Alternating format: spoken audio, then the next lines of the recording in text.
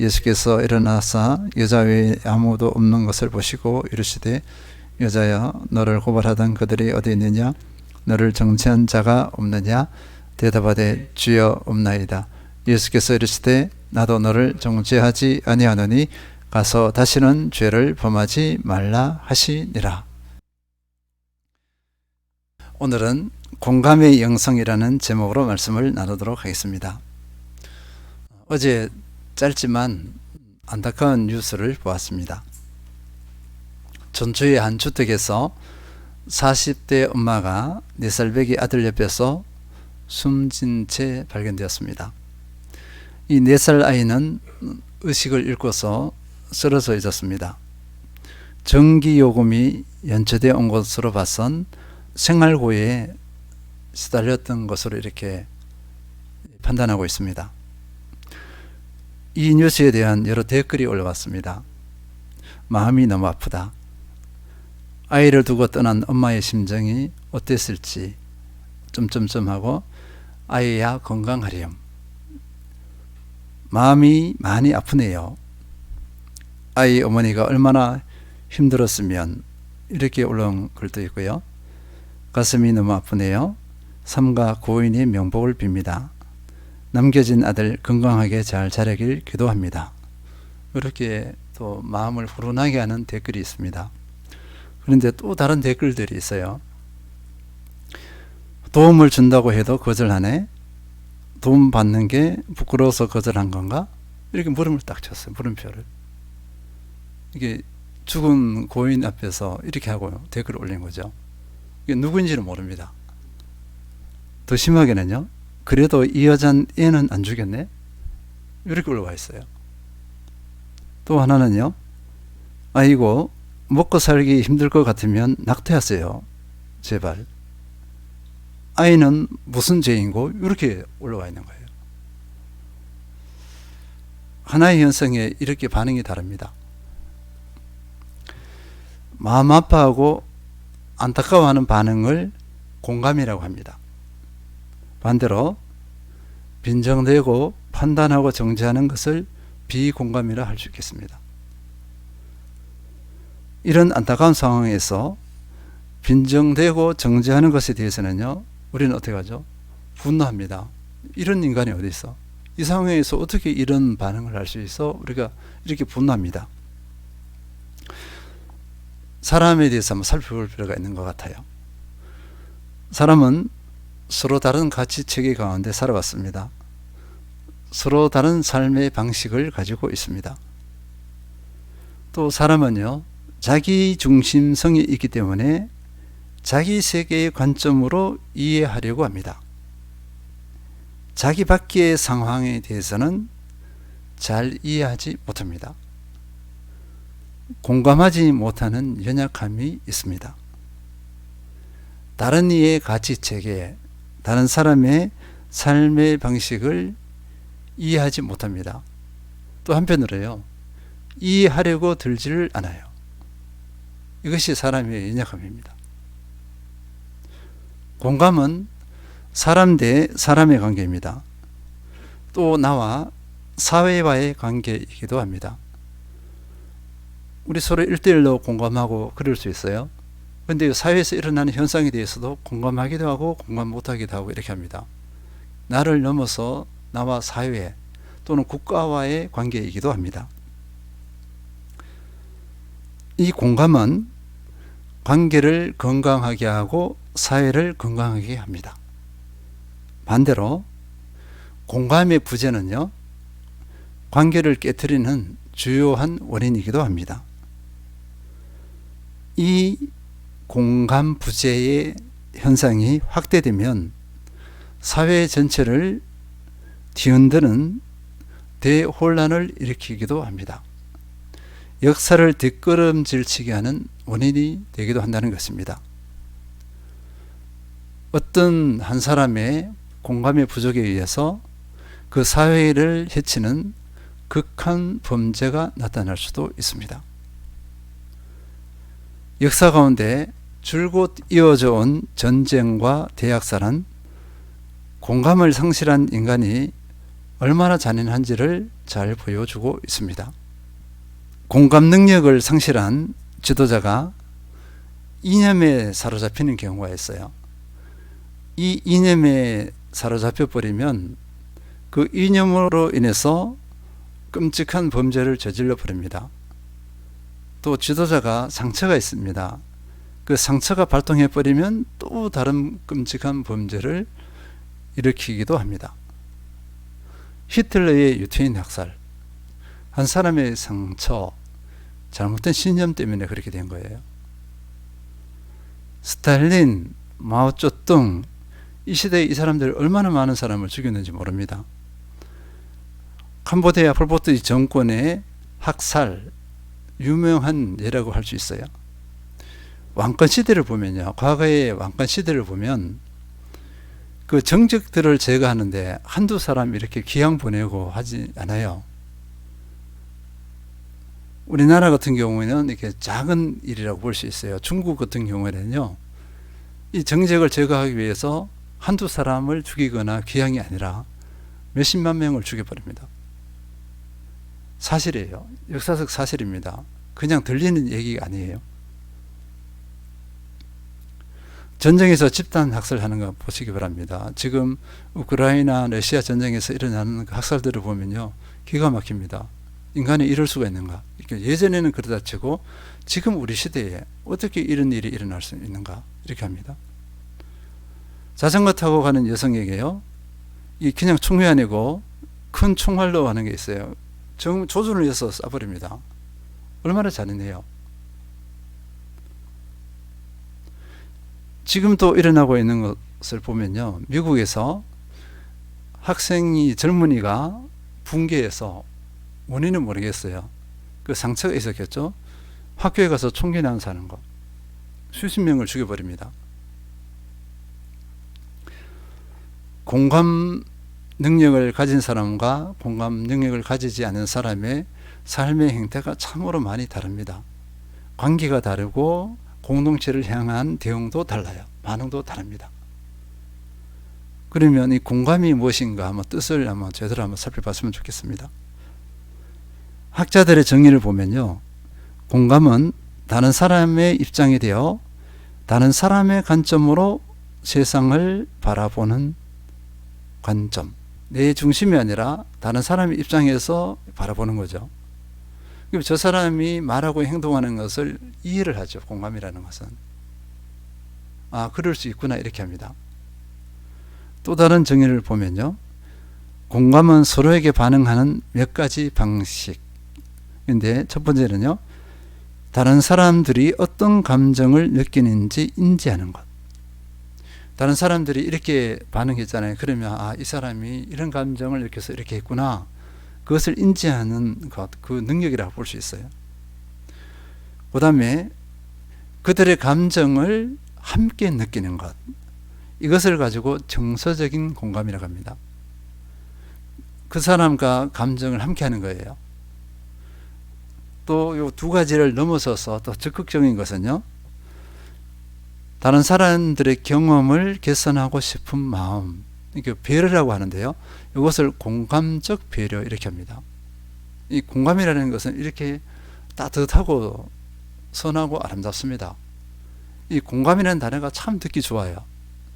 예전에는 공감이라는 단어를 많이 안 썼습니다. 그런데 최근에는 얼마 전부터 공감이라는 단어를 참 많이 사용해요. 사람이 삶을 질적으로 또 더 좋은 삶을 원하고 또 개선하고 싶은 마음이 있습니다. 그런데 예전의 사고방식으로는 그것이 안 되는 거예요. 그러면 이 원인이 뭔가 이렇게 살펴보니까 공감이 답이라는 것을 이렇게 얻은 거죠. IQ 시대가 있습니다. IQ를 강조하는 시대가 있어요. 머리 좋은 사람. 그런데 머리 좋은 사람이 더 큰 범죄를 저질러. 그러니까 지능이 약한 사람들은 요만한 죄를 저지르면 머리 좋은 사람은 이따만한 죄를 저질러 버립니다. 근데 IQ가 다가 아니네. IQ가 좋은 사람이 관계가 안 좋아요. 회사에서 어떻게 하냐면요, IQ 좋은 사람을 막 뽑았어요. 뽑았더니만 어느 때가 되는 게 이 사람들이 회사를 배반해 버려요. 그 기밀 서류를 가지고 와서 도망가서 다른 회사에 팔아버려요. 이런 일이 막 일어나는 거예요. 그래서 회사에서는 IQ를 요즘 안 본다고 그래요. 그 다음에 나온 게 뭔지 아시죠? EQ, 감성지수. 머리 좋은 게 아니라 서로 느끼는 그게 중요하다, 이렇게 합니다. 근데 최근에는 우리 교회에서는요, 다른 것을 추구하게 돼요.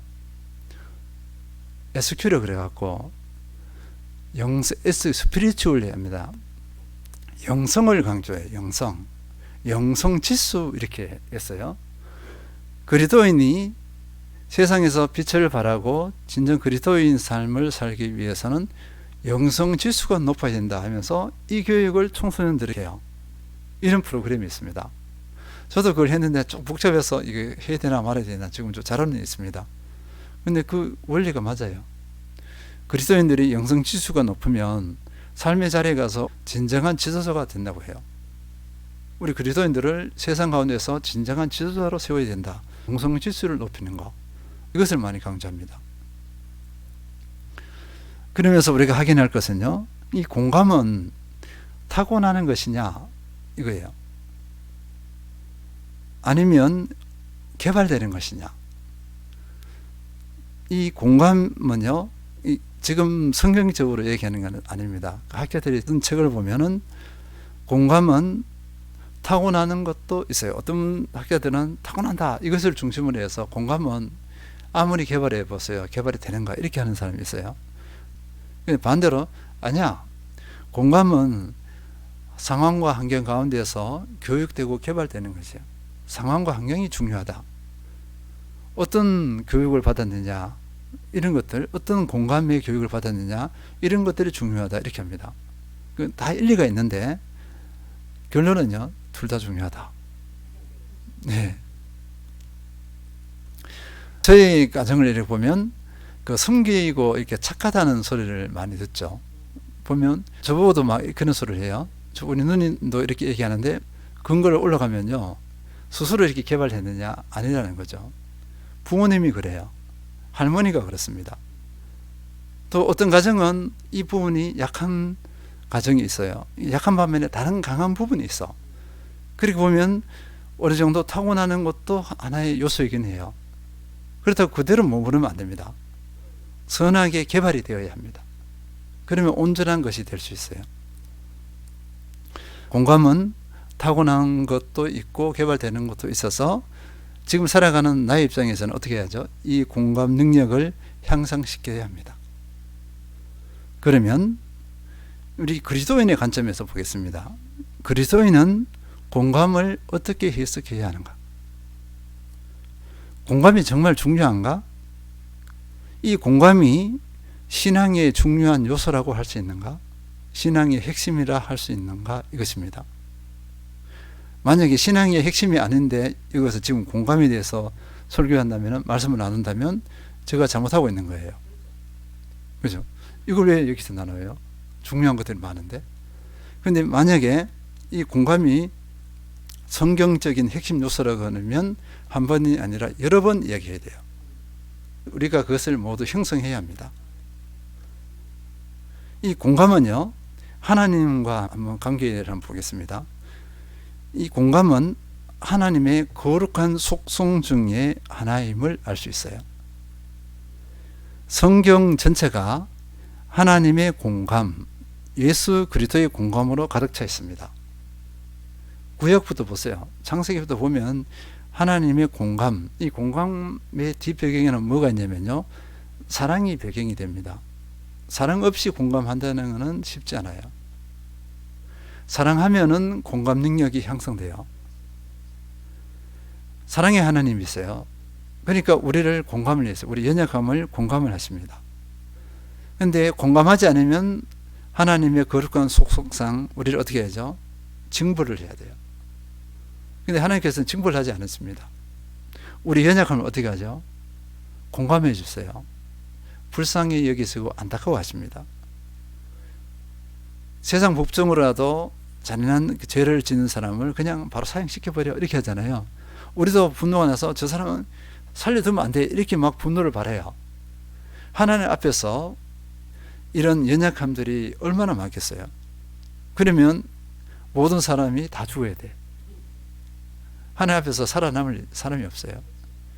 하나님께서는 우리 연약함을 공감하시잖아요. 그리고 어떻게 하세요? 인내, 그리고 용서하세요. 다시 새 삶을 살 수 있도록 해주시는 것이 하나님이십니다. 성경에서 계속 전부 창세기부터 계속 하나님께서는 공감하시는 거예요. 공감의 하나님으로 우리를 대하십니다. 우리가 지금 존재하는 것은 하나님의 공감 때문에 우리가 여기 이 자리에 설 수 있습니다. 하나님의 공감이 아니면 우리는 이 자리에 설 수 없어요. 하나님의 공감이라 그랬잖아요. 예수 그리스도 성령 삼위일체 하나님입니다. 예수 그리스도의 공감으로 그렇게 성경은 가득 차 있습니다. 예를 들어 보겠습니다. 욥의 세 친구, 우리가 너무나 잘 알고 있어요. 욥과 욥의 세 친구. 욥이 고난을 당했어요. 너무나 격한, 인간으로서는 견뎌내기 어려운 그런 고난을 당했습니다. 이 욥의 세 친구가 욥을 위로하기 위해서 왔어요. 위로하기 위해서 좋은 의도로 왔는데 욥의 말을 딱 들어보니까 괘씸한 거예요. 왜냐하면 고난을 당하면 내가 죽을 죄를 져서 막 얘기하고 막 회개하고 막 눈물 흘리고 이렇게 해야 되는데 그렇게 안 하거든요. 욥에게 뿔이 나서 그때부터 위로가 아니라 욥을 정죄하기 시작합니다.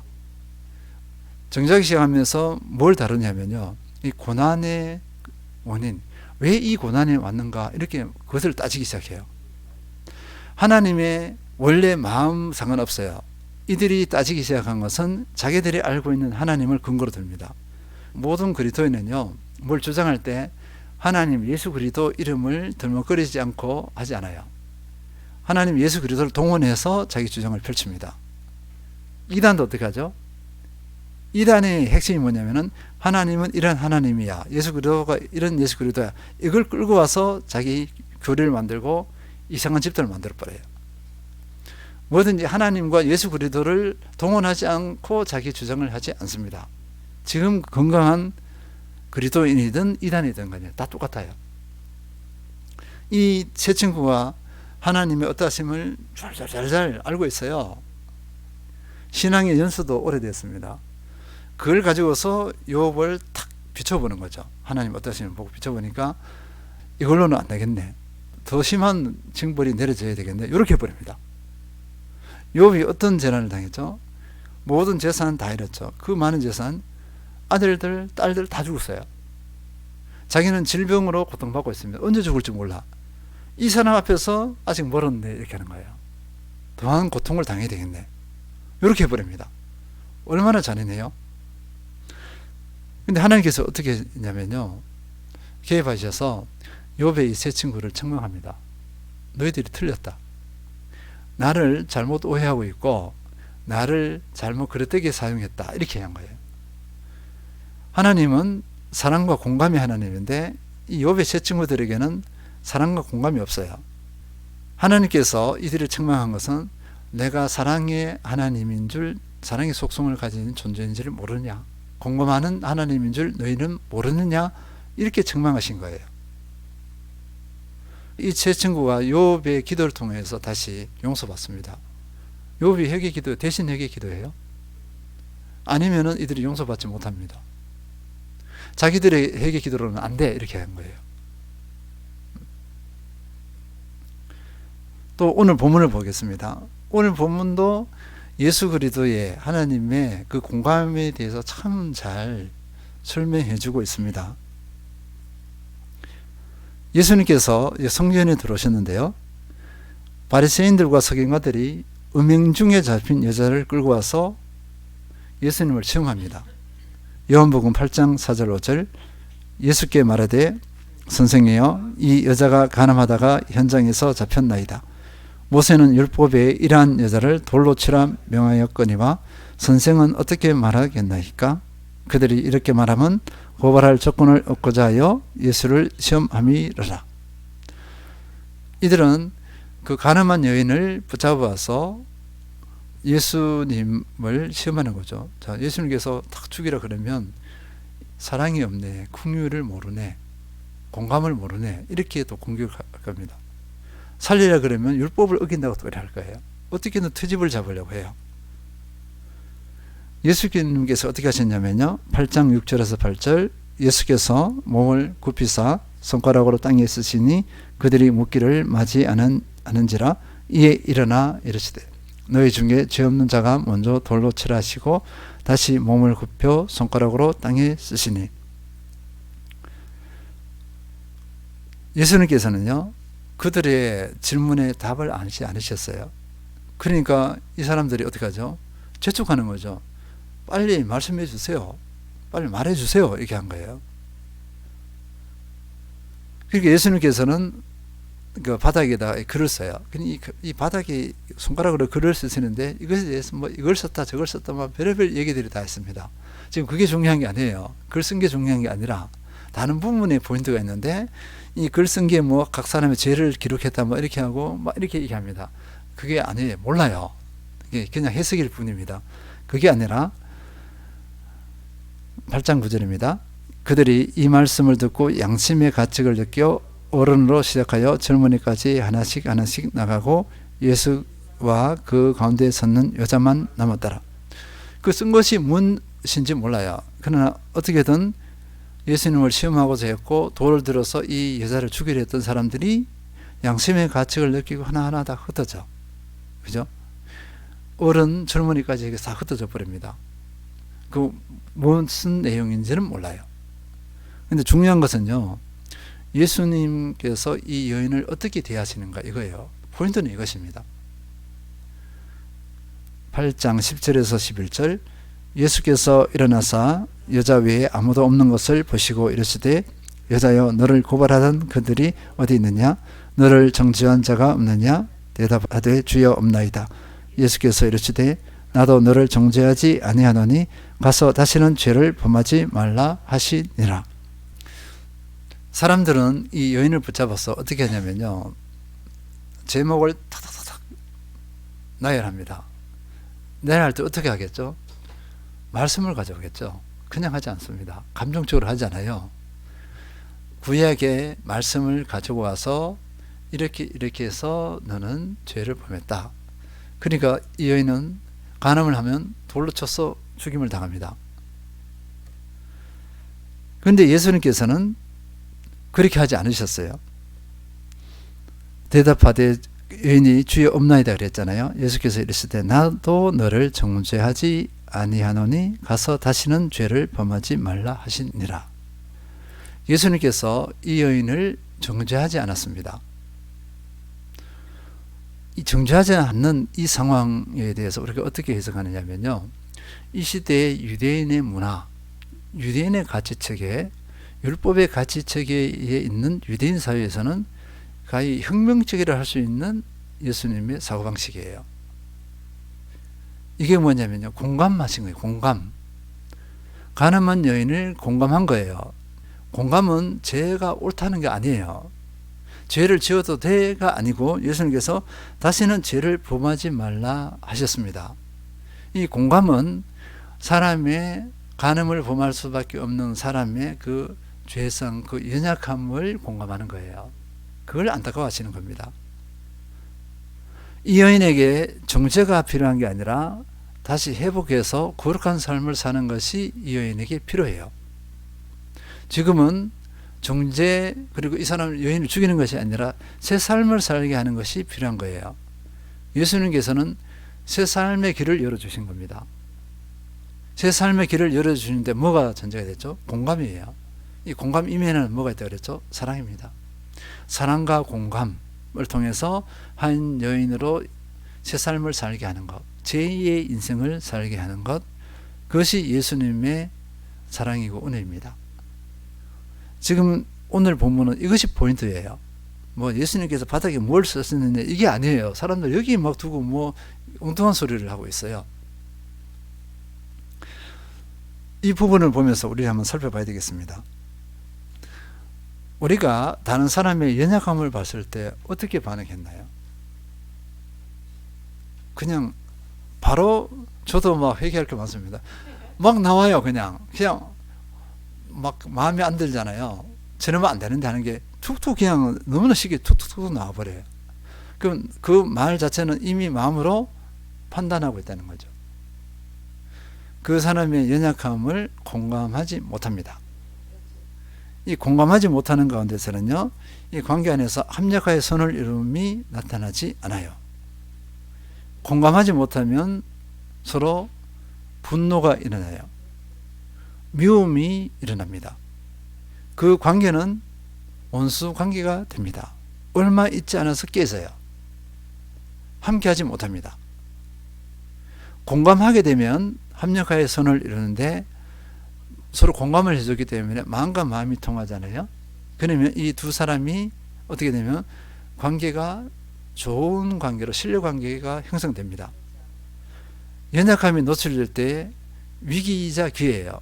위기는 미움, 판단, 정죄가 난무할 수 있는 거, 이게 위기고, 요 마음은 사탄 마귀가 우리에게 충동하는 거고요. 이 사람의 연약함을 안타까워하고 불쌍히 여기고 품어주는 것은 기회입니다. 그러면 이 두 사람의 관계는 선한 일이 일어납니다. 하나님께서 그걸 다 보셔요. 이 관계를 아름답게 여기시고 이 두 사람의 관계 가운데서 선한 일을 일어나게 해요. 하나님께서 역사하십니다. 1대1의 관계도 그렇죠. 공동체도 마찬가지예요. 교회 공동체도 이런 공동체를 가지고 뭐라 그러냐면은 성숙한 공동체 이렇게 합니다. 성숙하지 않은 공동체는 막 찔러요. 서로의 약점이 있는데 그걸 서로 막 공격해 버립니다. 절대로 용납 못해 이렇게 하는 거예요. 사람이 어떻게 저럴 수 있어? 저 사람은 저 인간은 인간도 아니야 뭐 이런 식까지 해버립니다. 이게 확대를 하는 거죠. 근데 공감은 그런 부정적인 확대가 일어나지 않고요. 진행하지 않고 멈춰버립니다. 멈추고 선한 것으로 바꿔버려요. 그래서 공감이 중요합니다. 기독교에서 공감을 살펴보면요. 아까 사람 사회에 대해서 이렇게 했잖아요. 우리에게서 공감은 그것과 더불어서 하나가 더 추가됩니다. 하나님의 마음. 우리 사람의 마음이라고 그랬잖아요. 공동체의 상황, 그 마음을 함께 느끼는데 하나님의 마음을 함께 느끼는 것 하나가 추가됩니다.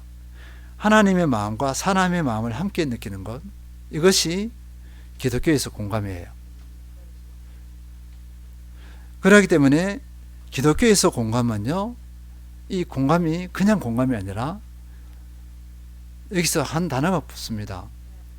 우리의 공감은 영성이에요. 영성. 하나님의 마음과 함께하는 것, 사람의 마음과 함께하는 것이기 때문에 우리에게서 공감은 영성이라고 그래요. 영적인 자질입니다. 그래서 우리의 공감은 신앙의 핵심이에요. 우리가 공감하지 못한다는 것은 하나님의 속성을, 예수님의 마음을 함께하지 못한 거예요. 예수님께서 나를 사랑하고 불쌍히 여기는데요, 다른 사람이 나를 막 공격해버려. 그러면 예수님과 반대편에 선 거예요. 다른 교회 성도들이 있잖아요. 한 사람이 연약함을 봤어요. 그러면 예수님께서는 이것을 어떻게 보죠? 불쌍히 여기죠. 안타까워하시죠. 그 연약함을 통해서 다시 그것을 극복하고 새로운 삶을 살게 하기를 원하시는 것이 예수님의 마음이에요. 근데 내가 막 공격해버려요. 그러면 예수님의 마음과 대적하는 겁니다. 내가 예수님을 대적하는 자가 돼요. 그래서 우리에게서 공감은 영성입니다. 영적 자질이에요. 이 영적 자질, 영성은, 공감의 영성은요, 하나님의 사랑과 은혜를 알 때 가능해요. 일반적으로 사람들은요, 역지사지라 그럽니다. 상대방의 동병상련 그래요. 내가 연약함을 경험한 것이 있으면 다른 사람의 연약함에 대해서 공감이 돼요. 내가 경험하지 않으면 도저히 이 사람을 이해할 수 없어요. 저 인간 왜 그래? 이렇게 하잖아요. 저 인간 왜 저래? 하는데 이것이 사람의 한계예요. 근데 하나님의 사랑과 은혜를 경험한 사람은 내가 경험하지 못한 것도 공감할 수 있어요. 이게 그리스도인의 능력입니다. 영성이에요.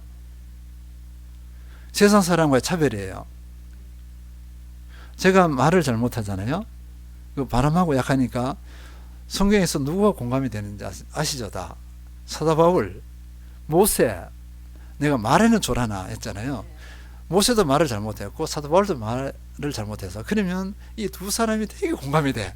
뭐 위로가 돼요. 그게 그 구절만 보면 막 위로가 되는 거예요. 이 나이에 말을 이렇게 못하는 거, 어떤 분이 전도해서 만났는데 놀랐대요. 목사님이 말을 이렇게 못하는 거 처음 봤대요. 이번 주 며칠 전입니다. 목사님이 말을 이렇게 하시네요. 나 처음 봤다고 그러더라고요. 그래서 제가 말이 약합니다 그랬어요. 그래, 말이 중요한 게 아니라 진정성이 중요하다고 이렇게 하긴 했는데, 말은 그렇게 하긴 했지만 그래도 좀 씁쓸하게는 했습니다. 왜 그럴까? 이 나이에 말을 왜 이렇게 술술 이렇게 막 기름 바르듯이 못하는가, 이거예요. 네. 네. 그 내가 약한 것에 대해서는 공감이 돼요. 이것이 일반 사람의 현상입니다. 근데 내가 말을 못해도 말 잘하는 사람들을 공감해요. 해야 됩니다. 이것이 그리스도인이에요. 그러면 내가 경험한 것만 공감하게 되면 내가 공감할 수 있는 사람이 제한돼요. 몇 사람밖에 안 됩니다. 그래서 성경은요 이렇게 합니다. 베드로전서 3장 8절, 마지막으로 말하노니 너희가 다 마음을 같이하여 동정하며 형제를 사랑하며 불쌍히 여기며 겸손하며. 마음을 같이 동정하며 형제를 사랑하며 불쌍히 여기며 겸손하며 했습니다. 이게 동정하며, 이것이 뭐냐면은 심퍼세틱이라고 그래요, 영어로. 이것이 공감입니다. 이 성경에는 동정이라고 했는데, 그때 이거 성경 번역할 때는 공감이라는 단어가 익숙하지 않은 때잖아요. 지금 번역하면 공감이라 했을 거예요. 공감하며 이렇게 했을 건데, 그때는 이게 공감이라는 단어를 안 씁니다. 이 성경에 공감이라는 우리말은 안 썼어요. 영어는 똑같습니다. 공감이에요. 네. 공감하고 사랑하고 불쌍히 여기고 겸손하고, 이거는 한 뭉치에 같이 갑니다. 그래서 우리의 공감은 영성이에요. 사랑하지 않는데 공감해요? 쉽지 않아요. 불쌍히 여김, 공감하면 불쌍히 여기잖아요. 겸손한 사람이 공감할 수 있어요. 교만한 사람은 공감할 수 있어요? 절대 못합니다. 교만한 사람은 무조건 판단해요. 내가 잘났기 때문에 이 사람을 공감 못해요. 바로 그냥 왜 저것도 못해, 왜 바보 멍청이 같이 이렇게 나와버립니다. 절대로 공감하지 못해요. 이 공감하지 못하는 사람은 영성이 약해요. 영적 자질이 약합니다. 우리의 내 신앙의 정도를 공감에 비춰서 평가해 보는 것도 괜찮습니다. 공감력이 약하다 그러면 아직 내가 하나님의 사랑을 잘 몰라, 하나님의 긍휼, 불쌍히 잘 모르는 거예요. 근데 공감 능력이, 공감을 잘해요. 그러면 어떻게 이렇게 됐지 보면 근거는 하나님의 사랑을 많이 체험하고 깨달은 사람, 이렇게 죄인 중에 계신 나를 용서해 주신 하나님의 그 은혜를 깨달았구나, 그 증명이 돼요. 공감을 못하면 아직 하나님의 은혜를 몰라, 내가 얼마나 죄인인지 몰라, 이렇게 됩니다. 그래서 공감은 영성입니다. 우리는 이 공감 부분을 헛소리 여기서는 안 될 줄 믿습니다. 공감으로 우리 삶을 조명해야 합니다. 그리고 이 공감은 그 연약함, 죄를 인정하는 게 아니에요. 계속 연약함 가운데 죄를 범하세요, 이것이 아닙니다. 이것을 못하게 하는, 아니라고 하는 것이 공감이고, 이 아니라고 하는데 어떻게 하냐면 그것을 불쌍히 여기면서 안타까워하면서 멈추게 하는 겁니다. 멈추게 해서 새 삶을 살게 하는 게 공감이에요. 하나님께서, 예수 그리스도께서 그렇게 하셨어요. 우리도 이런 공감의 사람이 되어야 합니다. 판단 정죄는 아무 열매를 맺어도 선한 열매를 맺지 못합니다. 공감이 선한 열매를 맺게 합니다. 이 시대에 공감의 사람으로 거듭나서 관계를 새롭게 하고 공동체를 새롭게 하고 이 사회에 이로움을 주는 그런 한 주체가 되시길 축원드립니다.